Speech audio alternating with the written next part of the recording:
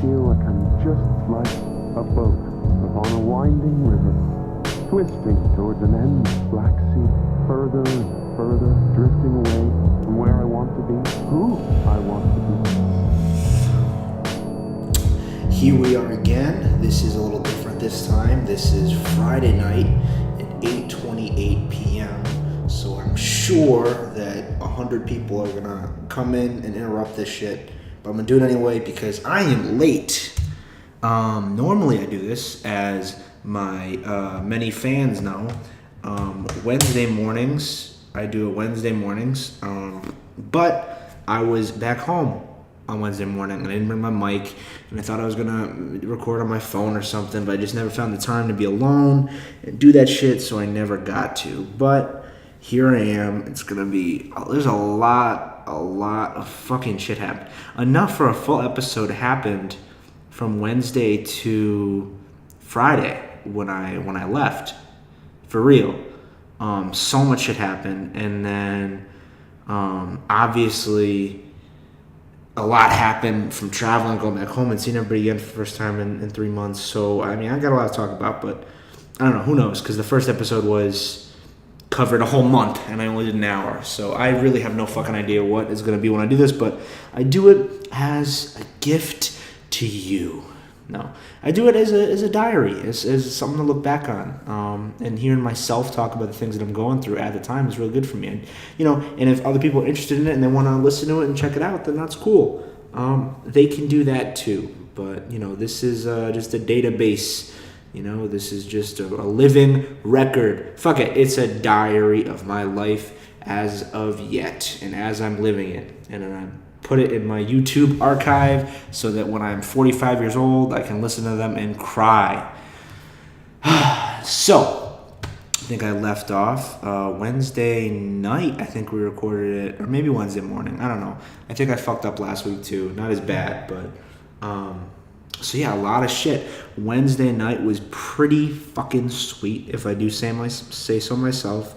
Again, I barked at the Den, which I had been doing really well with. I'd been barking every night at the Den, which is something that while I'm here for this next month, I'm going to make sure I do, because that is a good, way to make sure that I'm doing what I'm doing. I haven't done stand-up in a week, a whole goddamn week. I did it Thursday night, and now it is Friday night. I'm going to do it at 11:30, and we'll see what happens. I'm probably going to be a little rusty. I've never gone that long without doing it before, so I don't know what the fuck's going to happen. We're going to figure it out. So yeah, but Wednesday night was pretty cool. I was out there with this dude I met, Dane. I think he's a couple years older than me. He was barking with me. First time someone else that wasn't just me that was barking. Well, I mean, Chris Keese usually stands out there and smokes and hangs out there, but I don't think he's out there. I don't think Jimmy's like, go out there and bark, Chris. So I think it's most of the time just me, but this other dude was there. He's super funny. He does this weird shit where, that's I always make a joke about how I'm a different kind of barker than everybody else. If you guys don't know what I'm talking about barking, I mean by standing outside whatever joint we're at where we're trying to do stand up, and barking is you tell people on the street, hey, come in, watch a comedy show and laugh. So that's usually what I have to do to be able to get on, because my name isn't out. No, more because I'm not good. So I gotta find a reason. They gotta have a reason for me to be up there. You know what I mean? They're not gonna be like, they're not gonna have an audience and go, why the fuck is he up there? They're gonna be like, what? He's good. Are you kidding me? No, they gotta have a reason to tell an audience why I'm up there bombing. So yeah. Okay. So yeah, it was really funny. He's a different type of barker than I am, because my barking style is, I'm really sad. I'm a sad barker, and I'm like, hey, do you want to come watch a free comedy show? And then they think I'm going to cry, so they come in. A lot of people are very charismatic. Jimmy's very charismatic. He's like, hey, you want to come watch a free comedy show? And they're like, no. And he's like, okay, hey. Dane is also charismatic, but he's more like, hey, Tim, come watch a free comedy show. That's a little game he plays. And the guy's name's not Tim. He just guesses their name. And it was probably the funniest thing I've ever seen anybody do, just the reaction on their faces. So shout out to you, Dane, because I know that you definitely listen to this shit, right? What the fuck I'm doing? Okay, so Wednesday night was really cool. Then I had a conversation with Marcus, another guy that I met outside because the den is so great for conversating. I had a conversation with Marcus a couple weeks ago anyway. I don't know if I mentioned it, but he was telling me about how, I just gotta keep going up there, and then I think it was 2 or 3 weeks ago, we were talking about stand-up, and he's like, just keep going up there. Like, you don't have to worry about 6 mics a day, maybe go for 2 or 3. And that's something that I'm, really trying to think about doing is 2 or 3. 2 or 3 is my zone. I'm gonna turn the lights on because I'm getting to a point where I'm not really focused. And I'm mumbling a lot. I don't want to be doing that on this because it's going to be long enough as it is. So, we had a conversation last time, and he was telling me about how I just sort of had to, let it come and just do the stand-up, as much as I can, and don't stress over it, and eventually it'll just work out. So we did a conversation a couple weeks ago. I talked to him again Wednesday night. And he just told me about his audition at Dangerfields. He got an audition at Dangerfields, and it went pretty well, but also not so well. And it was a very good learning experience for me because he was telling me all about it. And he was just telling me a good lesson he learned is that because he went up there and he tried new stuff in the beginning to sort of like get the crowd engaged. Like it was like it was very unjokey, sort of just like thoughts that come in the moment, like sort of crowd work, but not crowd work, that, just try to get the audience engaged, and the club owner freaked out on him. So through him, I learned that if I ever get in a club like that, an audition in a club like that, I gotta make sure I do not, like this shit that I do has to be fucking set killer material. So I was really grateful for that conversation, and he wasn't really too upset about it because he did it. And in the beginning, he said it was fine, like it wasn't that big of a deal. He just didn't kill in the beginning, and then towards the end, he went into his like set stuff and he started to really fucking kill it. And the club owner was like, "What the fuck did you just do? Why'd you just do that shit that wasn't worked out?" And he's like, "What do you mean? Like I killed?" And he's like, "Yeah, you did kill, but you didn't kill to the end. Like why don't you do that the whole time? Like I know you can kill. Why don't you fucking do it the whole time?" And, he was pretty, like, hurt about it. He's like, "Oh, shit, I knew. Like, it's not I should have known. Like, I knew. I didn't do it anyway." But I guess for him, according to him, the club owner, the Dangerfields guy was more like, I know you can kill. So it seemed to be, to him, like, he'll have another shot at an audition or something. So, he's good. But I learned through him, like, oh, shit, I don't want to fuck around at all. And then I think that was Wednesday night as well. And then some crazy shit happened because when I actually managed to go up Wednesday night, I was second to last. And Wednesday night there was 2 Canadians dudes there that were like promoting their film about teenage sadness or some shit. And I think it was teenage, I don't even know, like teenage depression, and they weren't even there promoting it. They went to a film festival and they came because they had nothing better to do, and they're in New York City and they're Canadian. They don't know what to do, so they end up at the Bunga's Den. Not as if like, oh, we have all this time, we don't know what to do. Like they've never been in New York, they don't know what to do. Like, oh, where the fuck do we go? Like what? It's not oh, let's just go and check something out. It's is this the right place? I don't know, man. Let's go check it out. And then we rope them in, and then they're at the Bunga's Den show at 12:30 with 2 comedians in the room besides them and no other audience members. So I'm up there and I'm bombing. I'm eating it, of course. When I say bombing, it's not as bad as bombing as you think. Because like obviously I'm getting laughs. I know how to write a joke. Like I'm getting like chuckles, or you know what I mean. But I'm still fucking bombing, and just demeanor wise, and like I recognize I'm bombing, they recognize I'm bombing. So it's like, so I was bombing, and then I said one of my jokes, and this dude Eagle that I've seen around since I've been here, he laughed. He like laughed. I think I was like, it was a stupid joke, but it was like one of the jokes about dieting. It was like, it bothers me that, you know what I mean? Every time I see a new diet in a magazine or something, or Dr. Oz shoves a new fucking diet down someone's throat, it's just like, it just pisses me off because like, it's not as if fat people don't know how to lose weight. Like everyone knows how to lose weight. No fat person is just like, what? I can't eat French fries? Like everyone knows that's not the point of it. And that dude got a laugh out of that dude who was like, it was the two Canadians, and then him in the back. He was like half asleep. He was going on after me, and he got a laugh, and he laughed pretty hard. And he's like, "Hey, that's funny." And I was like, "Oh, okay. Well, I'm up here." But he's like, "Hey, that's funny," and I was like, "Oh, cool." And so I walked off. He went on, and I was about to leave, and then they caught me as I was leaving. and him and his buddy Alex, and they're like, "Hey, what's up, dude?" And I was like, "Hey, what's going on?" He's like, "You really funny up there." And I was like, "Thanks." And he's like, "That was a genius little bit you had there, man." Like, and they were talking about how they see me around, that I've been, a pretty humble guy because I've been, just outside barking. You know what I mean? I've been doing what I have to do to be able to do what I want to do. Which, is what you gotta do. I do what I have to do what I want to do, because that's what you gotta do. I gotta expand my vocabulary. So anyway, he's like, "Hey, that was really good," and we had a good conversation, and he was talking to me about, and he sort of got at it in a way that was like, because I think he was afraid he was going to like offend me or something, but he was like, "Well, who's your favorite comedian?" And I was like, "Well, I'm probably in between Patrice and Louis." And he's like, "Oh, who do you watch more of, though?" And I was like, "Well, obviously Louis, like Louis." And then he's like, "Yeah," and I was like, yeah. And I knew where he was going. I don't know if he knew that I knew where he was going, but I was like, "Yeah, like I know that."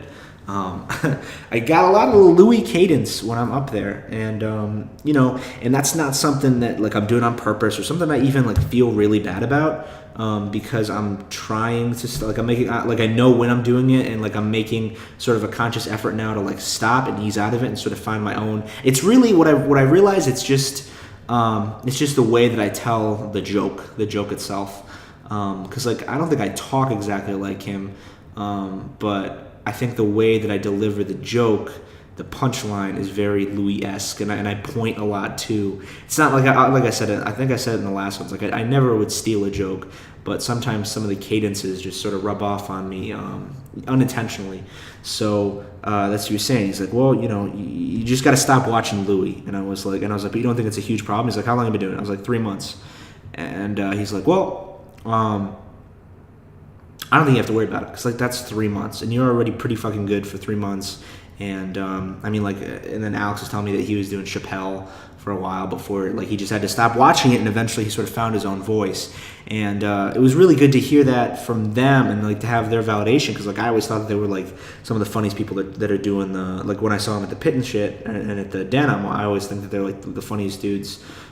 Usually like one of the funniest dudes there. So it's like it was good for them to like, that's fucking amazing. That's what is the only reason why I feel like, because I'll go to a mic or I'll go to the Den and I'll bomb, and I realize that's not really what I'm doing it for. I'm not going there to kill, and that's not what's making me happy, doing that and killing. Or what's making me happy is meeting these other comedians and getting validated, even though it's kind of a shallow way to think, but it's nice the nicest feeling in the world is before you have a chance to tell a funny person that you think that they're funny, is that funny person to tell you that they think that you're funny. That's the nicest feeling in the world.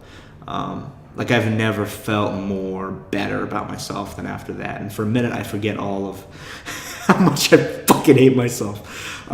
So that was and then we talked a lot about some of the jokes I was doing on stage, and they were like, "So that shit you say, you jokes and shit, like, are you really a virgin?" I was like, "Yes." Like I'm yes. I don't think anybody listening to this podcast is surprised when I mention that. I think everybody's like, "What? Hold on, rewind that shit." I think everyone knows. And it's a fucking tragedy. I cry about it. I'm sure other people cry about it. And they're like, "I can't believe Michael still hasn't got his dick wet," and they're just like crying and shit. Like I am. They cry for me because empathy is a crucial part of being human. So yeah. And they were like, "You really virgin?" I was like, "Yeah." And they're like, "Well, like we gotta fucking change that." And I was like, "What the fuck is happening right now?" And I was like, "Are they gonna fucking rape me?" And no, but they were like, "We gotta change that. Like I know this." And he's like, "I know this girl on Canal Street right now. That like that's her thing." It's like, and I was like, "Oh, what do you mean you know this girl on Canal Street?" And they're like, "Well, I mean, we both." And I was like, "What?" And they're like, "Yeah, we both." And I was like, "Oh." And they're like, "Yeah, you got to wear a condom." And I was like, I don't know if that's the first thing I want to hear about a girl. Maybe her name. I mean, if that's the second thing, then maybe. But before I even know her name, that's not a really good thing. So anyway, they wanted to get me laid because Alex's whole thing was like, even though I was like all about, I was all about like saying like no because it doesn't bother me, even though it really does. But it doesn't bother me, and I'm like getting over it. And I'm becoming. He's like, well, deep down, it will bother you just because you feel like it's not normal. And they're like, I mean, what? You're 22 years old and you still haven't had sex? And I was like, actually, I'm 18.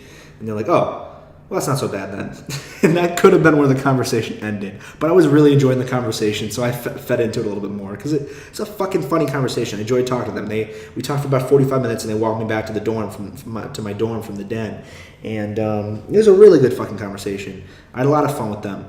And Eagle's like, yeah, like, and but besides, I wanted to make like a fucking company or an online app or something that does this shit. Like, Eagle, get your dick wet, and you can be my spokesperson. You got a free trial for this shit because you can be my spokesperson once. And I was like, I don't know about this, but it was a fun conversation. Obviously, nothing happened.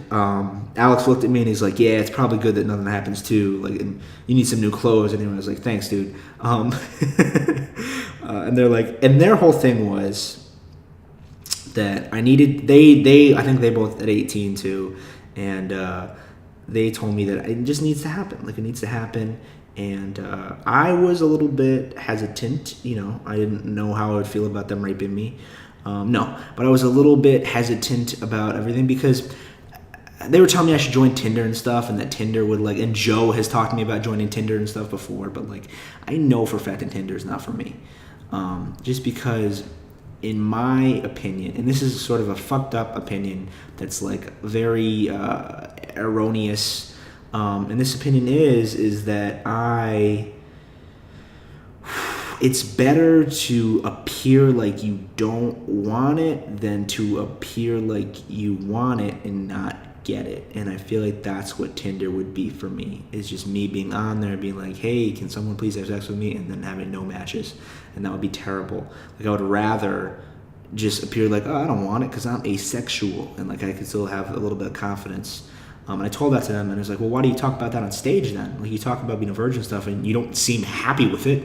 And I was like, well, because that's all about control. You know what I mean? I can control it.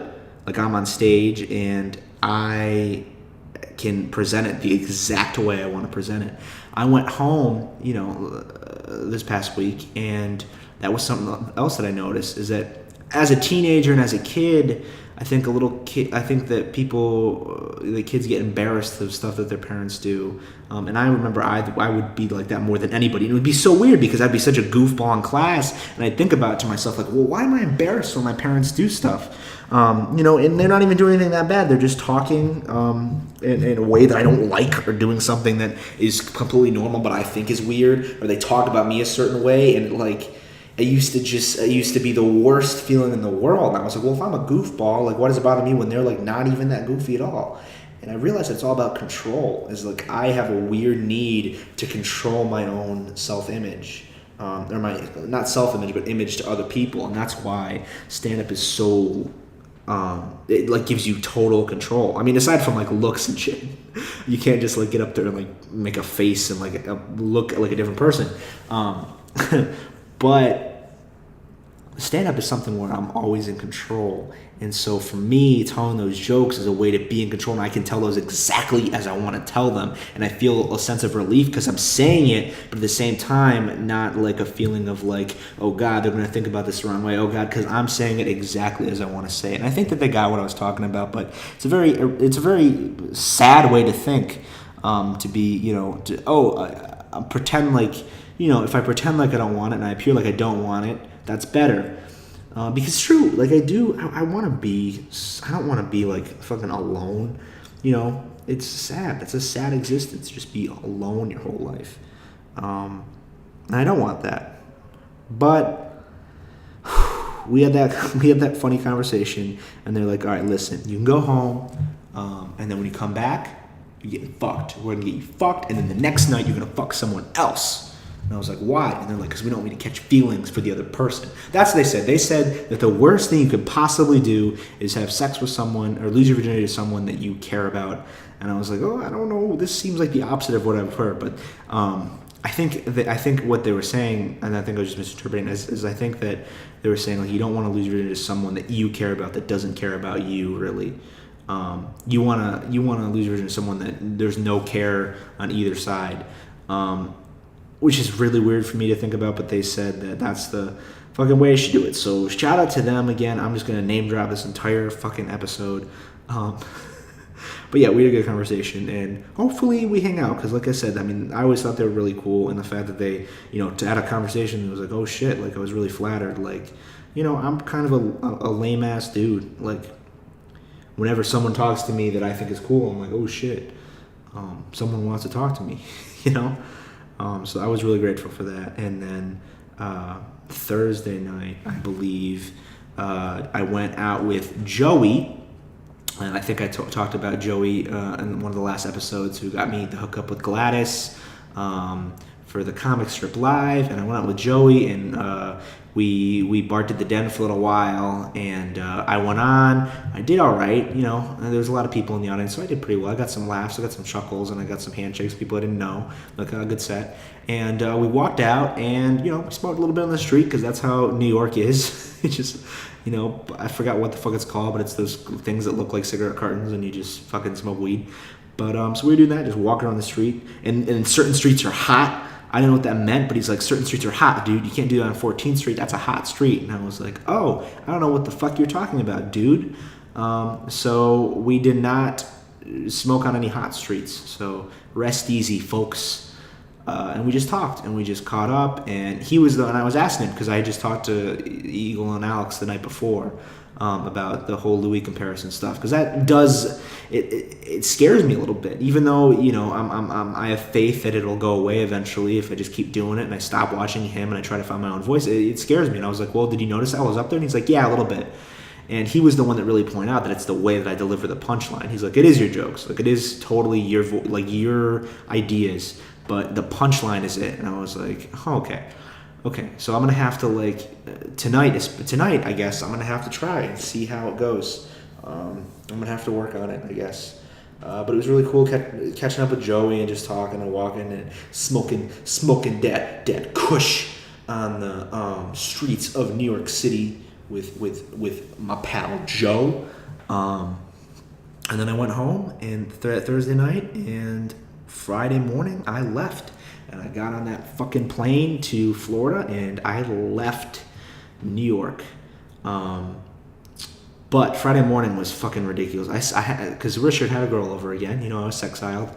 And, I'm not going to complain about that shit, because, I'm going to let Brock D'Angelo, I don't know if he listens to this shit, but Brock D'Angelo of Youngstown State University, one of the most influential people in my life. I don't know if I told him about that, but he really was super influential to me when I went to YSU in between my junior and senior year for a little summer thing for an honors program. But he was he made me really excited for college. And one of the things about being in IB is you're around the same people, and I had really developed a sort of thing where I was like a funny guy to the people in IB and shit, and I was like, oh shit, I think I'm kind of funny. I was never funny really before any of that shit, because I wasn't, I guess in elementary school, but that shit doesn't count. But I was everyone didn't really like me in middle school, and it was rough, and I was not funny. I was quiet, and I was like, well, maybe it's just because I'm comfortable in high school that these people like me, think I'm funny, and going to YSU and forming some friends and making people that are older than me laugh for the first time. Brock was crazy.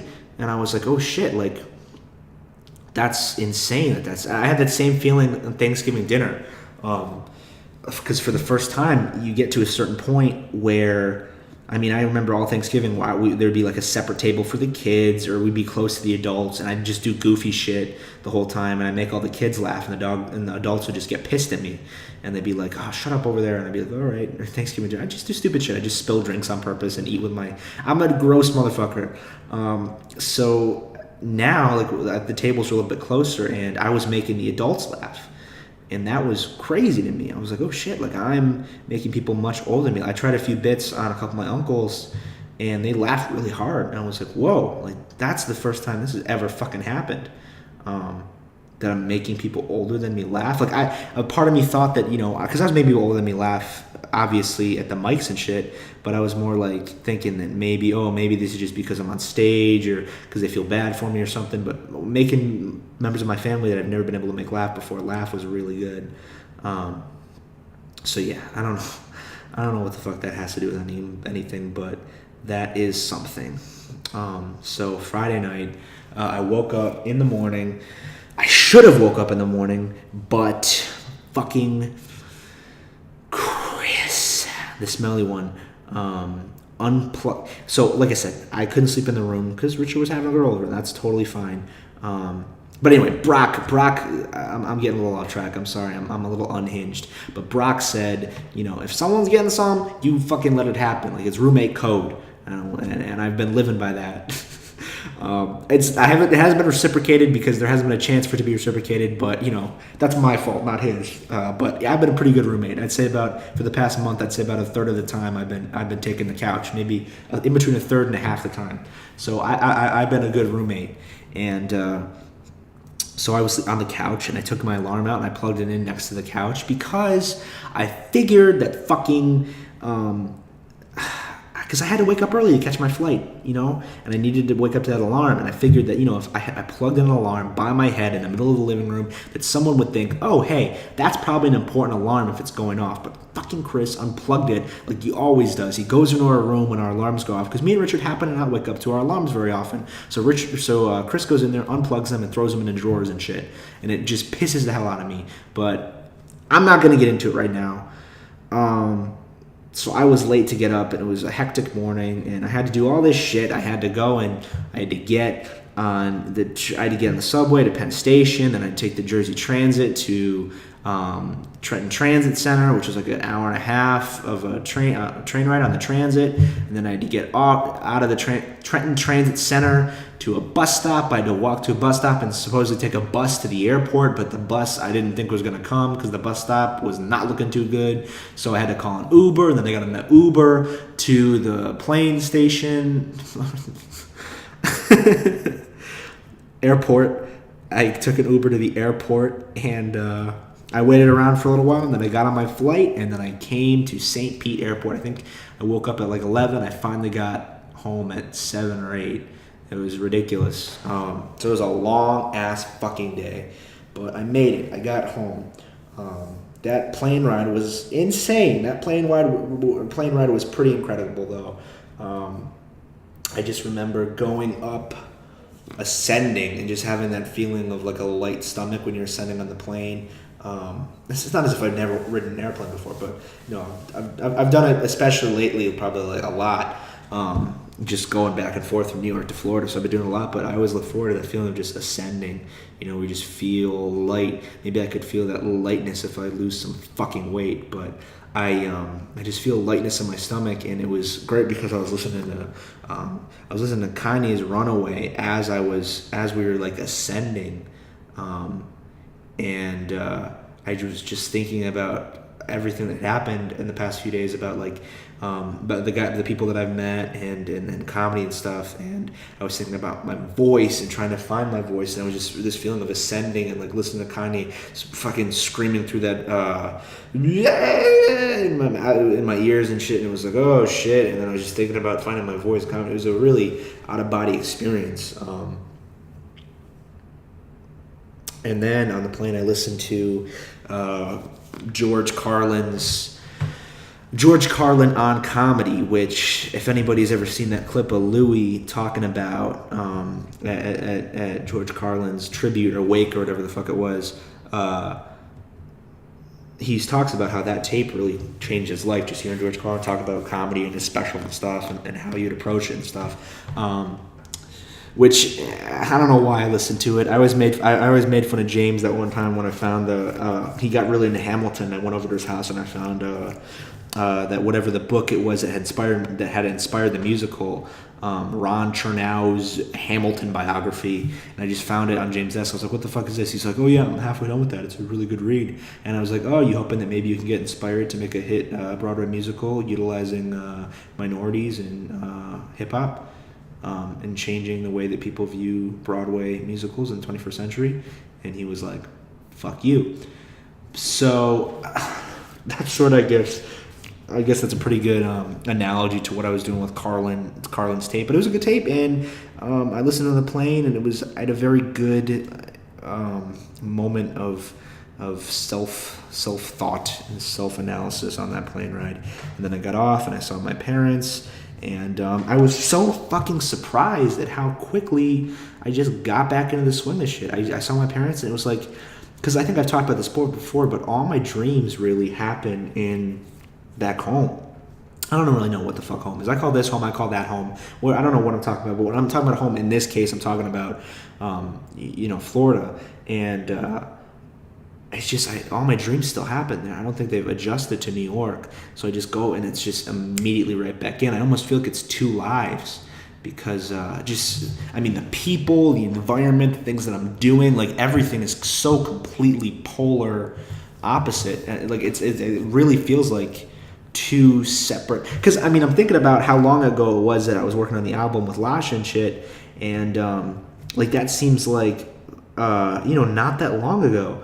But when I think about me first getting to New York City and doing Mike's at the Pit and like doing well or doing auditions for some shit, like for the comedy stuff, and not getting it, and all those, and seeing Louis and having all these mixed emotions and stuff this whole time, like that seems like forever ago.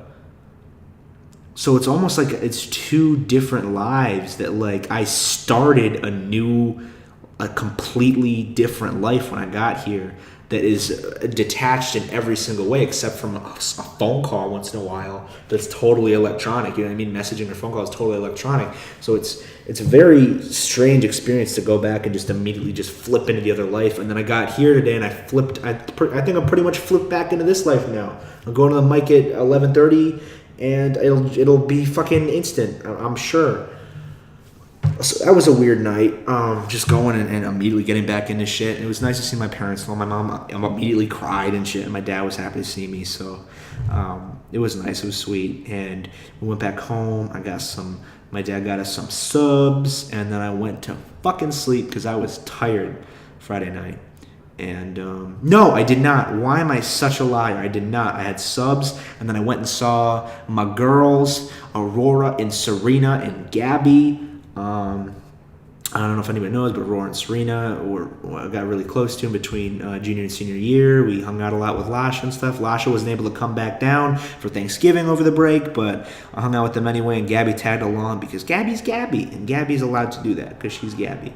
And I mean that totally seriously. And from my end, Gabby, in my life, Gabby gets a free pass card because I was addicted to her, and I'm also kind of sort of also still in love with her. Because that's just the way I fucking am. Because I'm a psychopath. But anyway, we had a good time. We talked, and it wasn't as great as I remember it being, but it was good. It was nice to see them. It wasn't their fault that it wasn't as great as I remember being, but it was just different. It wasn't as amazing. Like, oh, I can't wait to do. Because I'm sort of got a little. Like, I think I became kind of introverted here because I don't really have as many friends. I have a couple really good friends, and I do a lot of mics and stuff. But for the most part, I'm not really outgoing and stuff. I keep my funny to very specific things. Like, I try to put on a very talkative, happy, face when I'm doing this shit, and I try to do it when I'm on stage, obviously. But for the most part, I'm kind of quiet, and I just go about doing my shit.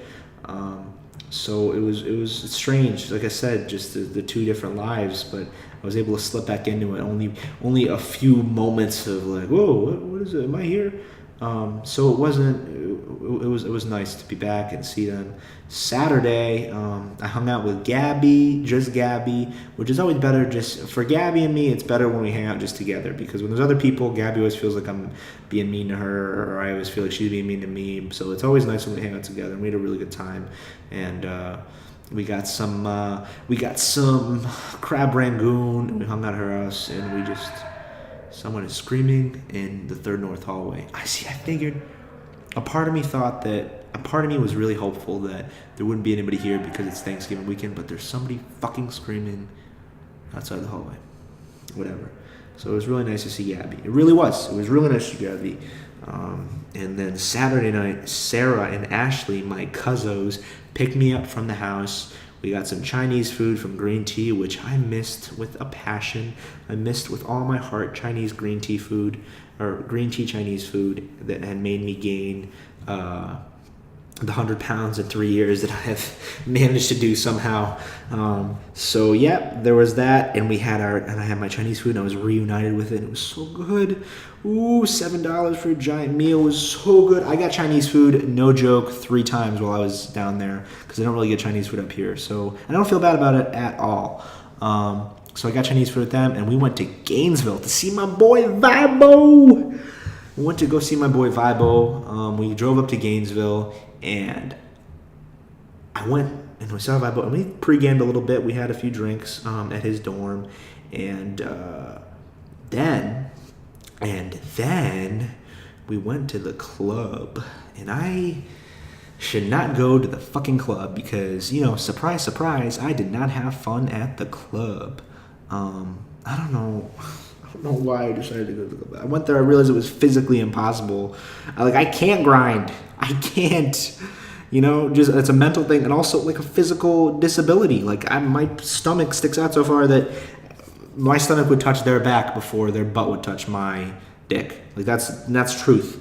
So I can't do that shit, even if I wanted to. So I left early, and then Sarah and Ashley went to go hang out with their other friend who lives in Gainesville anyway, so they went back, picked me up, and I got high as fuck at his apartment, and that was really great because I got higher than I've ever been in my entire life, and it was just such a great experience. I sort of ditched Vibo there, but I think Vibo forgave me. I think my boy Vibo forgives me for a lot of shit. He cuts me some slack. He knows that I'm a crazy person.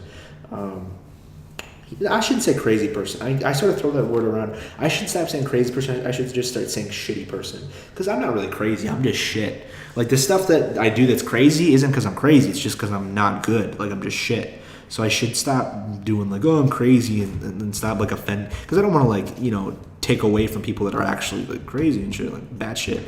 I don't want to, they're crazy. So I don't want to give myself that when they have that as an actual medical issue. So, I'm just going to start saying that I'm shitty. He knows I'm a shitty person. So he forgave me. And then in the morning, we drove Vibo back because that was sort of the low-key point of going out there was to bring Vibo back, even though I told him it was to have fun and do cousin stuff. But I really just wanted to see Vibo and bring him back. And but we had a lot of fun.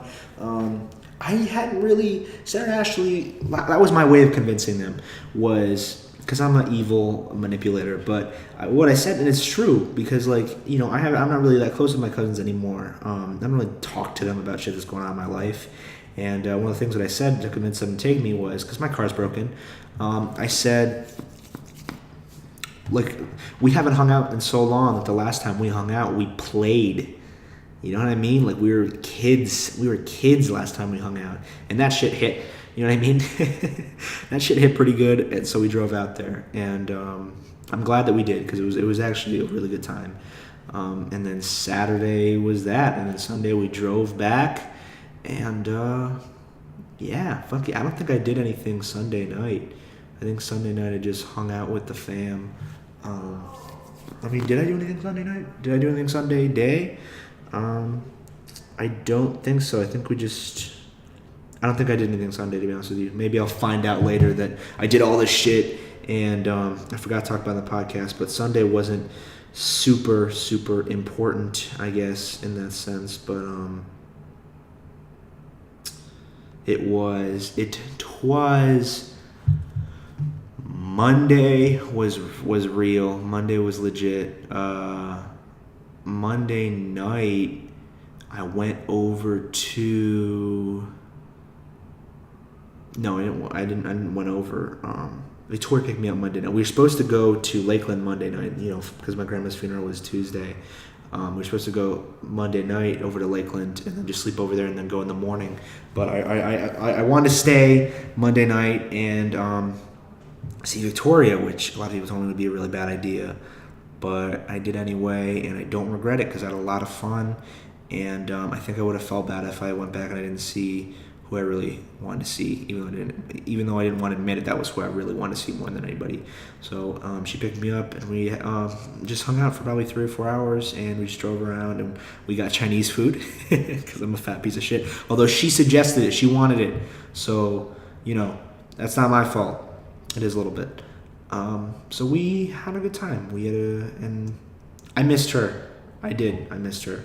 just like I miss Gabby and I miss the girls and I miss Vibo, my boy. And yeah, it was really good. I missed her. And then Tuesday morning we drove out then, and we drove out to the funeral, which I thought I was going to speak at, but they told me that no, I just read a little reading from the Bible. I guess. I don't know. I'm not super religious, so I read a little reading from the Bible, and it was. But I'm happy that that's all I had to do, because when I went up there to read, I instantly got nervous just because the mood was so depressed, and it was like, oh shit, like I can't do this. I can't tell a bad joke and fuck everybody's night up. So I just read a little passage, and it was really depressing. It was a sad, like I said in the last episode, like I felt like I lost her so many years ago before because of the Alzheimer's and dementia and shit. So I wasn't as devastated as everybody, and also I wasn't there when she passed too. I didn't see her in her worst state, so it wasn't as devastating for me as it was for the people. But I think I was the only one that didn't cry at the funeral, which maybe points more to my insensitivity and shitty personness than it does to my than to the circumstances. So that was that. I mean, I don't know what else to say besides that. That was that. The funeral was sad. I don't think there's any other thing that it could be or should be, but it was sad. And then after that, I went over to John's house for a while and Barbara's house. People listening to this have no idea who the fuck these people are. I'm sorry. But that's the thing, though, is that I'm not speaking about this shit to anybody in particular, so I'm not really focused on what I have to be saying or like I'm just fucking saying as I know it, so that I will know exactly what the fuck I'm talking about when I listen to this when I'm 45 and crying and my family leaves me because I'm a drunk. I will know exactly what I'm talking about when I want to go and listen for the hope that was in my voice back then. As if I'll have a family when I'm 45. Let's be honest with myself. So yeah, that was depressing. That's all I'm gonna say. That was depressing. I went over and I was really I was in Lakeland then from that Tuesday morning to, fucking 12 hours ago. I just stayed there for the rest of the week, so I didn't get to see James, which was a fucking tragedy in itself. I didn't get to see my boy James, my partner in crime, my man on the other side of the states, my gay lover. No, not quite. Almost there. We're almost there. If I keep pestering enough about it. No. But we didn't do that shit. We didn't meet up, which was a disappointment, but again, I'm only going to be here for 3.5 weeks or some shit. Like, it's not that big of a deal. 3.5 weeks. Like, literally, I go home December 24th. It's November 25th. I think I'll be fine. So anyway, whatever the fuck. I don't know what I'm spewing out. And then Thursday, we did Thanksgiving. Thanksgiving on a Thursday. What other day could it be? And I embarrassed myself and for the family, but I also made Grandma proud. I ate 3 plates, and I was disgusting. I tweeted pictures of myself that weren't like staged. Like, that was me eating. I got hot, so I took my shirt off and tied it around my head because I was sweating. I got the food sweats. I was working on that shit. You can't blame me for that. I'm not gonna feel bad for that. So anyway, that was fun. Thursday night, and then we went Black Friday shopping, kind of. Me and Sarah my cousin walked around Best Buy when my mom shopped at Bell's, I think. Like, it wasn't really anything. And then I hung out with my dad for a little while. Not really, I was on my computer, but because I'm a piece of shit. But I was in the same vicinity as my dad while he watched TV and I was on the computer, so I think it was just more being together. Because I miss my dad. I miss both my parents a lot. I miss my mom and my dad. I didn't just miss my mom. I miss my dad too, of course. And it was nice to see my dad. I realized why, because I got back and I was around the family for so long. I come up multiple times that everybody in the family. Like, it wasn't just me that always looked up at my dad and thought that he was so funny. Like, it's everybody in the family. Like his brothers and sisters. Like, everyone was always. My dad's a funny one. I thought a lot about it. I was like, well, why?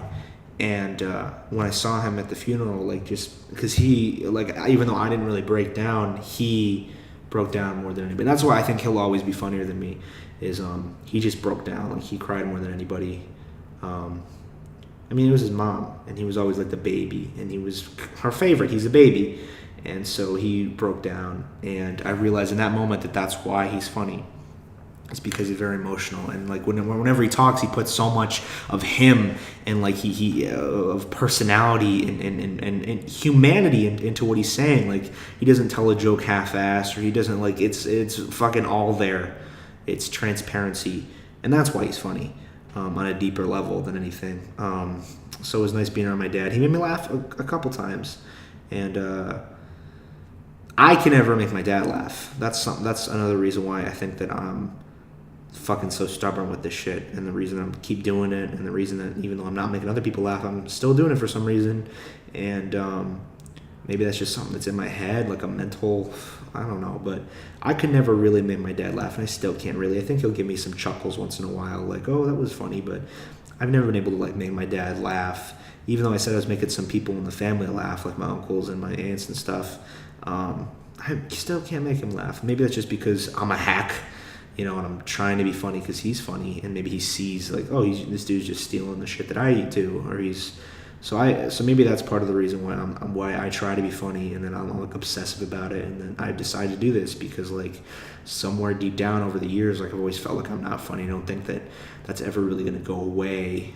And maybe that's why, to me, such a great feeling is when somebody else tells you, somebody that you think is funny tells you that you're funny, like, because that's something that.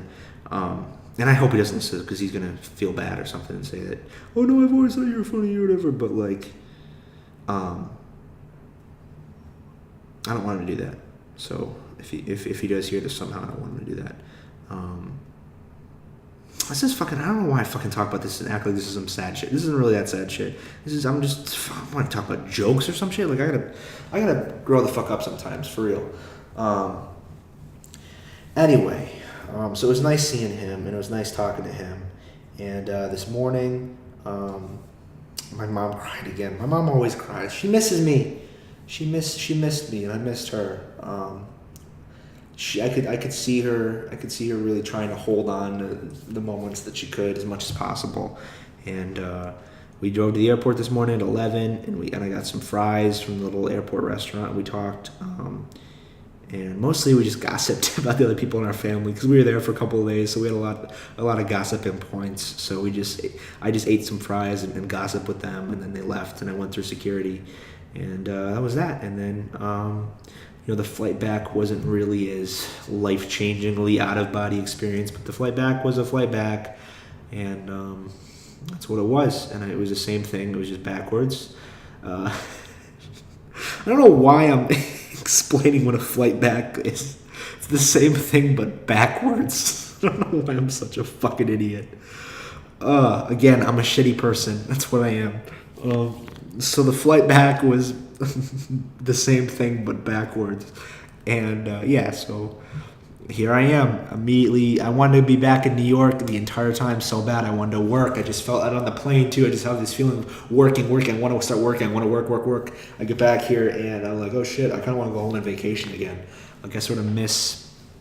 Like, I like being home as much as I might say that I don't. I fucking love my family and I love being home. And it's nice to be here to fucking work, but at the same time,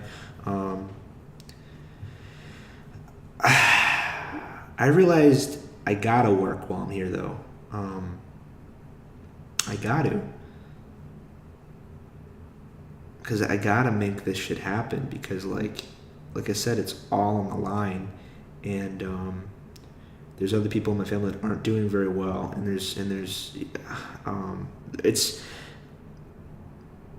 I just feel like I have to. Like, not just for me. And I sort of felt like that since I've been here. That every once in a while I think, like, this is bigger than a selfish thing. Like, I have to, I already put all my cards on the table. I could have become a lawyer. I could have become a lawyer or a doctor. Maybe that's a little cocky to say, but I feel like I could have, if I put in the work, I feel like I could have become a doctor or a lawyer and been able to, like, be successful in that way and done it for other people in that way. But, I made this decision because I felt some sort of gravitation. Like, I felt the call of the wild. to do this shit. And now it's like, well, fucking show up, dude. Like, do it. And I got to, I guess. And so I'm here. Like I said, I don't know why this is sad. So now I'm gonna do it, I guess. I just fucking cry. No, now I know what to end on. I know what to end on so that it'll be happy, and it'll be happy. While I was with Victoria and we were driving around, I got a message on my phone that I think that if I play my cards right, could change my life. But like I said, everything that happens, I think, changes my life because I'm nothing yet. But this might change my life. While I was with Victoria, I got a message on my phone, or some guy friend requested me, Ray Goots, I think, and he friend requested me, and I was like, "Oh, who the fuck is this guy?" He's a comic, so I'm gonna accept his friend request. Maybe that's not a safe thing to do, but I don't think I have to worry about that shit. As sad it is to say, but I was like, okay, well, I'm gonna see you this 2 days, and he sent me a message, and he was telling me, oh, Jax was telling me about you, which is another comic I know. She's really funny. She has a web series on YouTube, Life of an Insta Model. I'll pitch it, even though no one listens to this. I'll give her some free advertising.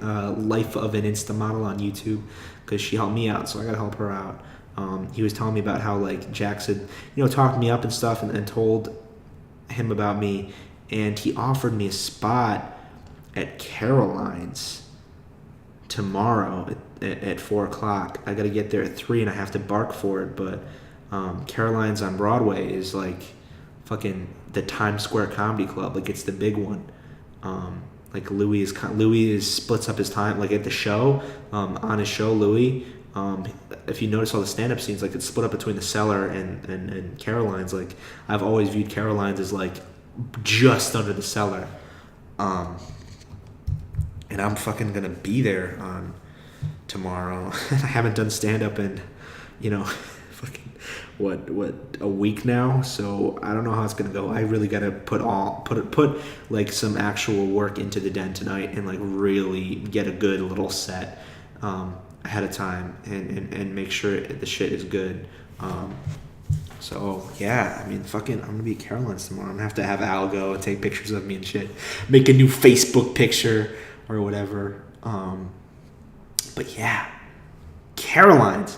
I remember I got the message. I was like, what? I was freaking out. I was with Victoria, and I was like, I'm fucking gonna have a gig at Caroline's on Saturday. And she's like, I don't know what that is. And I was like, that was my fucking reaction. The shared reaction that, like, with literally anybody else could have been, anybody else that knows me or knows a little bit about comedy would be like, oh my God, you're fucking working at Caroline's on Saturday. What the fuck? It's been 3 months. How did this fucking happen? She's like, how do you know this? I was like, Victoria, literally, I could become a famous stand-up comedian and have 3 Netflix specials, and you would have no idea what the fuck is going on. I don't blame her for it, though. I really don't. It's I can't blame. She doesn't know. It's not her interest. I'm not gonna blame her for that. I just think it's funny that she's like, I don't know what that is. But I told my dad, I told my family and stuff, and they were amazed. And it's not a big of a deal, probably, as I think it is. It's just, I'm just doing a 5-minute set because I'm barking.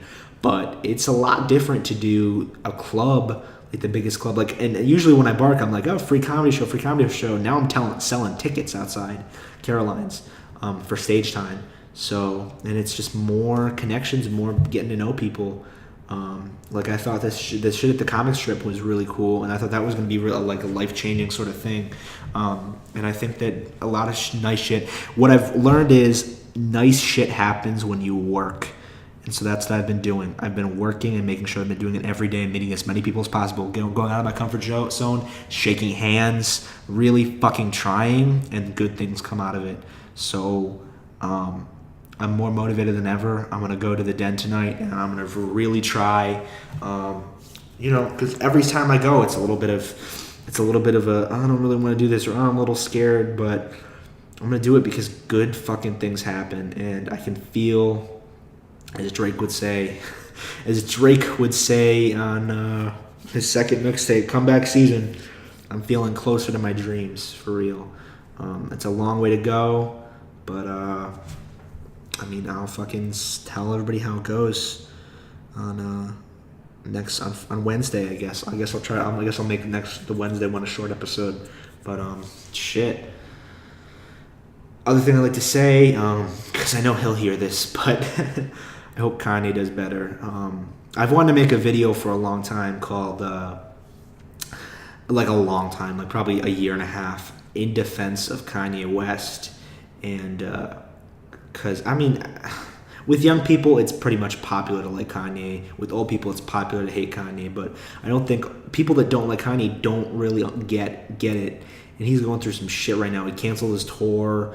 And, I mean, he's just... People don't understand. Like, he's a crazy person, you know? Like, he's a genius in certain aspects. That's another thing people don't understand is that, like, when he's like, I'm a genius, they're like, he's not a genius. Like, what's his IQ?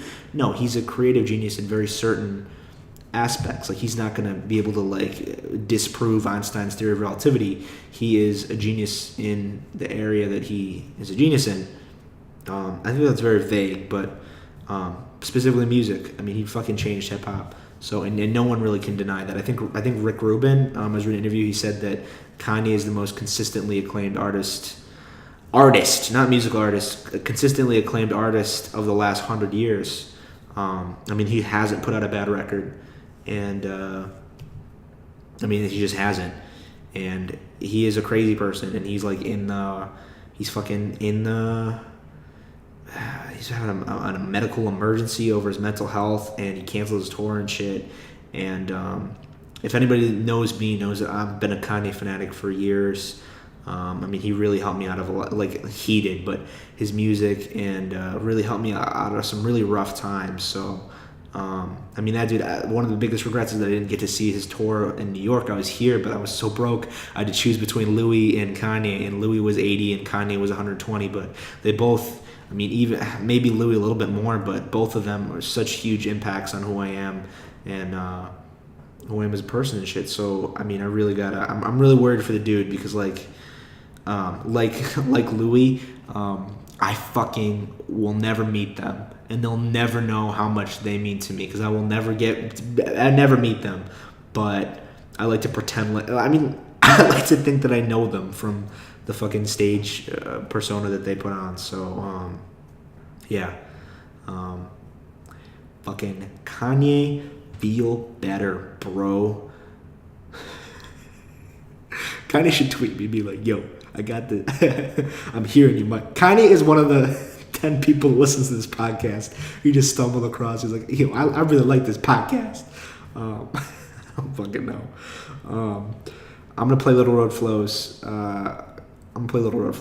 And I think this is the end. I'm gonna Caroline's tomorrow at 3:00. Oh fucking boy. Oh boy. I don't know. Sometimes I feel like I'm just like a boat upon a winding river, twisting towards an endless black sea, further and further, drifting away from where I want to be, who I want to be. Starkey Park, stargazing, blazing down the trails, finding bear hair there in Newport nowhere. How many field trips did we take to the EMC before we got so sick of it we need EMT? Said PHCC, then she went to state. Hudson Beach is great, just don't swim in the water. For that, go to Clearwater, maybe Fred Howard. How many Publixes can fit on one little road though? Little road flows, I did this shit for Bobo. I've almost gotten killed on US 19 times. Remind me why I still drive. Always make the Chasco Fiesta a fiasco. Pasco assholes, damn that's low. Legs out of windows in comedy shows. If it wasn't for IB, I don't know where I'd be. I took plethora as a plate, the path to the place I called home every day. Gulf High School by the bay, Gulf View, what to do? This mall's got like 2 stores, one of of them is Dillard's. Who shops at Dillard's? We're Pillow D Capital. Still, dude, we're national. Got a nudist society, but no one knows where. All we do know, though, is that we don't have clothes there. Here's a toast to Richie Suncoast. First jokes on stage, age 15 in Newport Richie.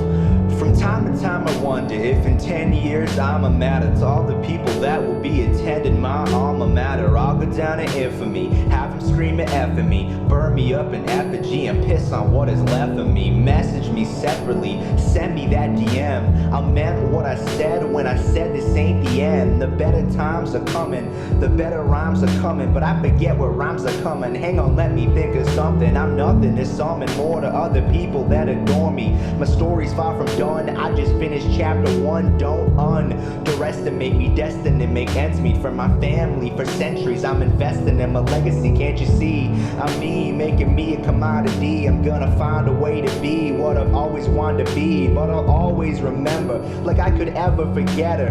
727 and you is a letter.